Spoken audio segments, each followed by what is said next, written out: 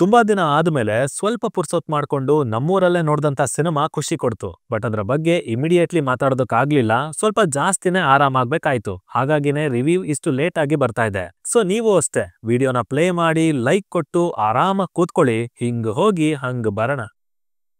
ಆರಾಮ್ ಅರವಿಂದ್ ಸ್ವಾಮಿ ಇದು ಅಭಿಷೇಕ್ ಶೆಟ್ಟಿ ಅವರು ನಿರ್ದೇಶಿಸಿರುವಂತಹ ಚಿತ್ರ.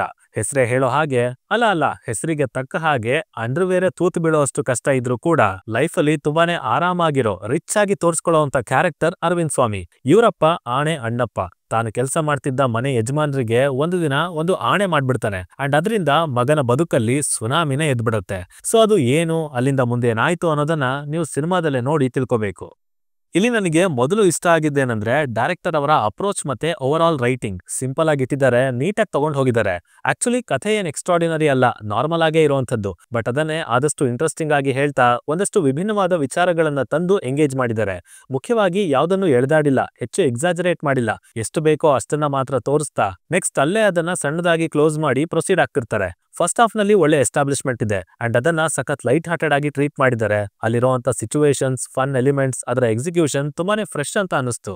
ಎಸ್ಪೆಷಲಿ ಹೆಣ್ಣು ನೋಡೋ ಶಾಸ್ತ್ರ ಒಂದಿದೆ. ಆ ಇಡೀ ಸೀಕ್ವೆನ್ಸ್, ಅಲ್ಲಿನ ಸಂದರ್ಭ, ಆ ಡೈಲಾಗ್ಸ್ ಒಳ್ಳೆ ಮಜಾ ಕೊಟ್ವು. ಇನ್ನು ಇಂಟರ್ವಲ್ ಪಾಯಿಂಟ್ ಇಂದ ಸಿನಿಮಾ ಎಮೋಷನಲ್ ಸೈಡಿಗೆ ಶಿಫ್ಟ್ ಆಗುತ್ತೆ. ವಿಷಯಗಳು ಕೂಡ ಗಂಭೀರ ಆಗ್ತಾ ಹೋಗ್ತವೆ.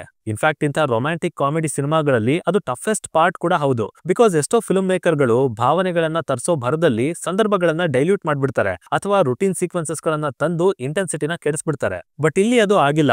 ಫಸ್ಟ್ ಹಾಫ್ ನ ಕಾಮಿಡಿಯಿಂದ ಎಷ್ಟು ಎಂಗೇಜಿಂಗ್ ಮಾಡಿದ್ರೋ ಅದೇ ತರ ಇಂಟರ್ವಲ್ ನಲ್ಲಿ ಒಳ್ಳೆ ಟ್ವಿಸ್ಟ್ ಅನ್ನ ಇಟ್ಟು ಇಡೀ ಸೆಕೆಂಡ್ ಹಾಫ್ ನ ಸಖತ್ ಇಂಟೆನ್ಸ್ ಮಾಡ್ತಾ ಹೋಗಿದ್ದಾರೆ. ಆಲ್ಸೋ ಅಲ್ಲಿ ಬರ್ಕೊಂಡಿರುವಂತ ಸೀಕ್ವೆನ್ಸಸ್, ಎಮೋಷನ್ಸ್ ಎಲ್ಲಾ ಸೇರಿ ಒಂದು ಡಿಫ್ರೆಂಟ್ ಫೀಲ್ ನ ಕೊಡೋದಕ್ಕೆ ನೋಡಿದ್ದಾರೆ. ಇನ್ನು ನಾನ್ ಯಾವಾಗ್ಲೂ ಹೇಳೋದೇನಂದ್ರೆ ನಿಮ್ಮ ಸಿನಿಮಾದಲ್ಲಿ ಅಲ್ಟಿಮೇಟ್ ಗೋಲ್, ಆ ಗುರಿ ಏನಿದೆ ಅದು ಮೊದಲ 20 ನಿಮಿಷದಲ್ಲೇ ಗೊತ್ತಾಗ್ಬಿಡ್ಬೇಕು. ಅಂಡ್ ಅದು ಹೇಗಾಗತ್ತೆ ಅನ್ನೋ ಪ್ರಾಸೆಸ್ ಇದೆಯಲ್ಲ, ಅದು ಆಕ್ಚುಲಿ ನಿಮ್ಮ ಸಿನಿಮಾನ ಡಿಫೈನ್ ಮಾಡುವಂತ ಪಾಯಿಂಟ್. ಸೊ ಆ ವಿಷಯನ ಅರ್ಥ ಮಾಡ್ಕೊಂಡು ಪ್ರತಿಯೊಂದು ಸೀಕ್ವೆನ್ಸ್ ಅನ್ನ, ಪ್ರತಿಯೊಂದು ಭಾಗನ ಡೈರೆಕ್ಟರ್ ಅವರು ತುಂಬಾ ಚೆನ್ನಾಗಿ ಹ್ಯಾಂಡಲ್ ಮಾಡಿದ್ದಾರೆ. ಜಸ್ಟ್ ಒಂದು ಡ್ರಾಮಾ ಆಗಿ ಅದನ್ನ ಕ್ರಿಯೇಟ್ ಮಾಡೋದಲ್ದೇನೆ ಸಾಕಷ್ಟು ಕಡೆ ಇಂಟೆಲಿಜೆಂಟ್ ಆಗಿ ಬರ್ಕೊಂಡಿದ್ದಾರೆ. ಅವುಗಳಿಗೆ ಕಾಲ್ ಬ್ಯಾಕ್ ಕೂಡ ಇಟ್ಟಿದ್ದಾರೆ. ತುಂಬಾ ಇಷ್ಟ ಆಯ್ತದ ನನಗೆ. ಪರ್ಫಾರ್ಮೆನ್ಸಸ್ ವಿಷಯಕ್ಕೆ ಬಂದ್ರೆ ಇಲ್ಲಿ ಆಲ್ಮೋಸ್ಟ್ ಎಲ್ಲರೂ ನ್ಯಾಚುರಲ್ ಆಗಿ ಕಾಣಿಸ್ಕೊಂಡಿದ್ದಾರೆ ಅಂತ ಹೇಳ್ತೀನಿ. ಅಪ್ಪನಾಗಿ ಮಂಜುನಾಥ್ ಹೆಗಡೆ ಅವರು, ಈ ಕಡೆ ಅಚ್ಯುತ್ ಕುಮಾರ್ ಅವರು, ಇಬ್ರಿಗೂ ಒಂದು ಆರ್ಕ್ ಇದೆ, ಇಂಪಾರ್ಟೆನ್ಸ್ ಇದೆ. ಎಸ್ಪೆಷಲಿ ಮಗಳಿಗೋಸ್ಕರ ಏನ್ ಬೇಕಾದ್ರೂ ಮಾಡ್ತೀನಿ ಅನ್ನೋ ತಂದೆಯ ಗುಣ ಅಂಡ್ ಅದಕ್ಕೆ ಕಾಂಟ್ರಾಸ್ಟಿಂಗ್ ಆಗಿ ಮಗನಿಗೋಸ್ಕರ ಯೋಚನೆ ಮಾಡುವಂತ ಅಪ್ಪ. ಎರಡು ಕ್ಯಾರೆಕ್ಟರ್ಸ್ ಇಬ್ರು ಚೆನ್ನಾಗಿ ನಿಭಾಯಿಸಿದ್ದಾರೆ. ಇನ್ನು ಅನೀಶ್ ಅವರು ಅರವಿಂದ್ ಸ್ವಾಮಿಯಾಗಿ ಆ ಪಾತ್ರನ ತುಂಬಾನೇ ಆರಾಮಾಗಿ ತಗೊಂಡ್ ಹೋಗಿದ್ದಾರೆ. ಕ್ಯಾರೆಕ್ಟರ್ಗೆ ಇಲ್ಲಿ ಹೆವಿ ಶೇಡ್ಸ್ ಅಂತ ಇಲ್ಲ, ಬಟ್ ಹಲವಾರು ಕಡೆ ಬ್ರೇಕ್ ಡೌನ್ ಇದೆ, ಟ್ರಾನ್ಸ್ಫಾರ್ಮೇಶನ್ ಇದೆ, ಹಲವು ತರದ ಎಮೋಷನ್ಸ್ ನ ನೋಡ್ತೀವಿ. ಸಟಲ್ ಆಕ್ಟಿಂಗ್ ಕೂಡ ಇದೆ ಅಂಡ್ ಅದನ್ನ ಅವರು ಚೆನ್ನಾಗಿ ಮಾಡಿದ್ರು ಅನ್ನೋದು ಹೌದು. ಬಟ್ ಅದಕ್ಕಿಂತ ಜಾಸ್ತಿ ಈ ರೋಲ್ ಅವರಿಗೆ ತುಂಬಾ ಚೆನ್ನಾಗಿ ಸೂಟ್ ಆಗ್ತಿತ್ತು. ಹಾಗೇನೆ ಮಿಲನಾ ನಾಗರಾಜ್ ಅವರು, ಹೃತಿಕಾ ಶ್ರೀನಿವಾಸ್ ಅವರು ಮತ್ತೆ ಆ ಇಬ್ರು ಫ್ರೆಂಡ್ಸ್ ಕ್ಯಾರೆಕ್ಟರ್ ಅವರು ಕೂಡ ತಮ್ಮ ಪಾತ್ರಕ್ಕೆ ತಕ್ಕ ಹಾಗಿದ್ರು ಅಂತ ಹೇಳ್ತೀನಿ. ಇದರ ಹೊರತಾಗಿ ಪೊಯಂ ಹೇಳೋ ಡಬಲ್ ಡಿಗ್ರಿ ಗ್ರಾಜುಯೇಟ್, ದುಡ್ಡು ಕಿತ್ಕೊಳ್ಳೋ ಅಂತ ರೌಡಿ ಗ್ಯಾಂಗ್, ಬಾರಲ್ಲಿ ಸೈಕ್ ಮಾಡೋ ಅಂತ ಕ್ಯಾರೆಕ್ಟರ್, ಹಾಗೆ ಜೀವನಕ್ಕೆ ಏನ್ ಮಾಡ್ಕೊಂಡಿದ್ಯಾ ಅನ್ನೋ ಪ್ರಶ್ನೆ, ಅದಕ್ಕೆ ಬಂದಂತ ಉತ್ತರ, ಮತ್ತೆ ಇನ್ನೂ ಹಲವು ಒನ್ ಲೈನರ್ಸ್ ಗಳು ಸಿಕ್ಕಾಪಟ್ಟೆ ಫನ್ನಿ ಆಗಿತ್ತು. ಜೊತೆಗೆ ಓವರ್ ಆಲ್ ಸಿನಿಮಾದ ರನ್ ಟೈಮ್ ಕೂಡ ಇಲ್ಲಿ ಪಾಸಿಟಿವ್ ಆಗಿ ವರ್ಕ್ ಆಗಿದೆ. ಇನ್ನು ಇದರ ನೆಗೆಟಿವ್ಸ್, ಸಿನಿಮಾ ಆಗ್ಲೇ ಹೇಳ್ದ ಹಾಗೆ ತುಂಬಾನೇ ನ್ಯಾಚುರಲ್ ಆಗಿದೆ. ಕಾಮಿಡಿ ಆಗ್ಲಿ, ಎಮೋಷನ್ಸ್ ಆಗ್ಲಿ ಯಾವ್ದು ಕೂಡ ಫೋರ್ಸ್ಡ್ ಅಂತ ಅನ್ಸಲ್ಲ. ಈವನ್ ಇಂಟರ್ವಲ್ ನಲ್ಲಿ ಬರೋ ಟ್ವಿಸ್ಟ್ ಕೂಡ ಹಾಗೇನೇ ಇದೆ. ಆದ್ರೆ ಆ ಟ್ವಿಸ್ಟ್ ಹಿಂದೆ ಒಂದು ರೀಸನಿಂಗ್ ಅನ್ನ ಕೊಟ್ಟಿದ್ದಾರೆ, ಅದು ಅಷ್ಟೊಂದು ಕನ್ವಿನ್ಸಿಂಗ್ ಆಗಿರ್ಲಿಲ್ಲ.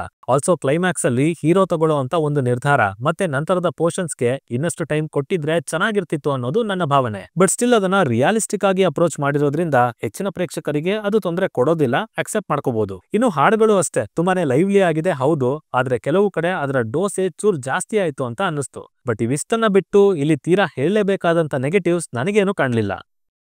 ಟೋಟಲ್ ಆಗಿ ಸಿನಿಮಾ ಚೆನ್ನಾಗಿದೆ. It's a good watch and family ಆಡಿಯನ್ಸ್ಗೆ, ಈ ರೀತಿ ಜಾನ್ರನ್ನ ಇಷ್ಟಪಡೋರ್ಗೆ ಇದು ಗ್ರೇಟ್ ವಾಚ್ ಕೂಡ ಆಗಬಹುದು. ಇಲ್ಲಿ ಬರ್ದಿರುವಂತ ಸೀಕ್ವೆನ್ಸಸ್ ಚೆನ್ನಾಗಿದೆ, ಫ್ರೆಶ್ ಕಾಮಿಡಿನ ಟ್ರೈ ಮಾಡಿದ್ದಾರೆ, ಎಮೋಷನ್ಸ್ ಚೆನ್ನಾಗಿ ವರ್ಕ್ ಆಗಿದೆ, ಅಲ್ಲಲ್ಲಿ ಬರುವಂತ ಒನ್ ಲೈನರ್ಸ್ ಕೂಡ ಇಂಟ್ರೆಸ್ಟಿಂಗ್ ಆಗಿದೆ. ಆಕ್ಚುಲಿ ಎಷ್ಟೋ ದಿನ ಆದ್ಮೇಲೆ ಅನೀಶ್ ಅವರು ಡೆಲಿವರ್ ಮಾಡ್ತಾ ಇರೋದು, ಅವ್ರ ಕಡೆಯಿಂದ ಈ ತರದ ಸಿನಿಮಾ ಬರ್ತಾ ಇರೋದು ನನಗಂತೂ ಇಷ್ಟ ಆಯ್ತು. ಸೊ ನೀವು ಅಷ್ಟೇ ಹೇಳದ್ನಲ್ಲ, ಈ ಜಾನ್ರನ್ನ ಇಷ್ಟ ಪಡ್ತೀರಾ ಅಂದ್ರೆ ಕುಟುಂಬ ಸಮೇತರಾಗಿನೇ ಆರಾಮಾಗಿ ಹೋಗಿ ನೋಡ್ಕೊಂಡು ಬರಬಹುದು.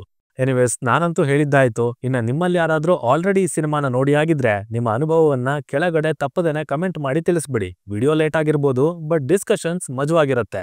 ಸೈನಿಂಗ್ ಆಫ್, ಲಿಖಿತ್.